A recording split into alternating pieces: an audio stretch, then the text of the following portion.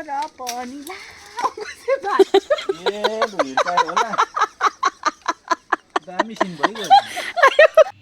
Hello everyone, good afternoon. I hope तपाईँहरू सबैजना जाति कुशल नै हुनुहुन्छ होला है।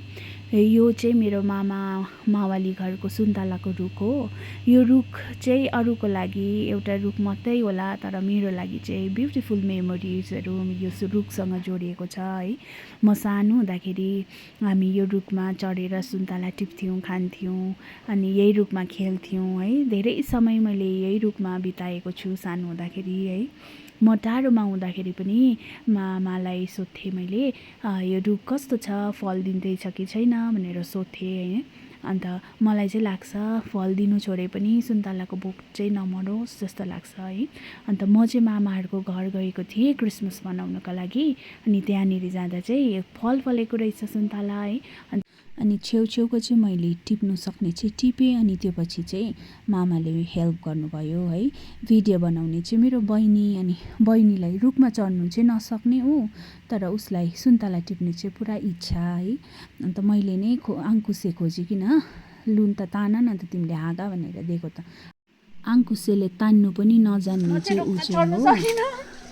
तर पनि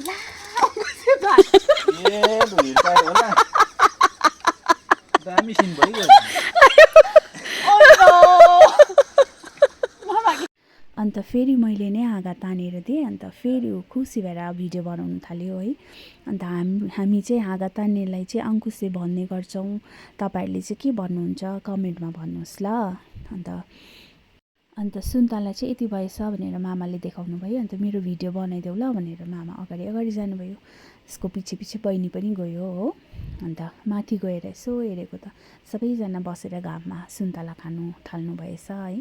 सुन्तला त्यस्तो मिठो थिएन, तर मेरो बहिनीले चाहिँ मिठो मानेर खानुपर्छ, भिडियोमा त मिठो मानेर देखाउनु पर्यो नि भन्दै खाँदै हाँस्दै रेला गर्दै खाँदै थियो हो। अमिलो भेट त्यो पछि चाहिँ घरको छेउमा चाहिँ चर्च छ नि त हो। चर्च हेर्नु गएँ कस्तो भएछ भनेर हो। चर्चको कलर देखेर भित्र बाहिर कस्तो राम्रो कलर गर्नुभएको रहेछ है। त्यो देखेर मनै खुसी भयो।